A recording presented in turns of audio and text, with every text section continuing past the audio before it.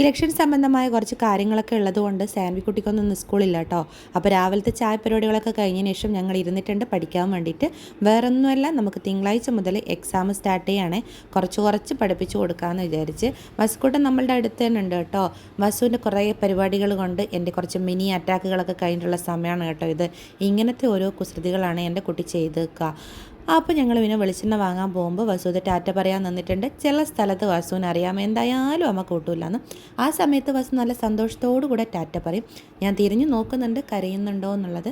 അങ്ങനെ നല്ല പൊരി വെയിലത്താണ് ഞങ്ങൾ വെളിച്ചെണ്ണ വാങ്ങാൻ പോകുന്നത്. അപ്പോൾ അവിടുന്ന് സാൻവിക്ക് 2 ഐസ്ക്രീമും വാങ്ങിച്ചു കൊടുത്ത് ഞങ്ങളിതാ വീട്ടിലെത്തിയപ്പോൾ പിള്ളേർക്ക് കുറച്ച് മാഗി ഉണ്ടാക്കി കൊടുക്കാമെന്ന് വിചാരിച്ച് അങ്ങനെ ഞാൻ സാൻവിക്കും വസുവിനും വികക്കും കൂടി മാഗിയൊക്കെ ഉണ്ടാക്കി. അവരതൊക്കെ തിന്ന് സാൻവിത പിന്നെ വസുവിനെ ഉറക്കാൻ വേണ്ടിയിട്ട് ശ്രമിക്കുന്നതാണ്.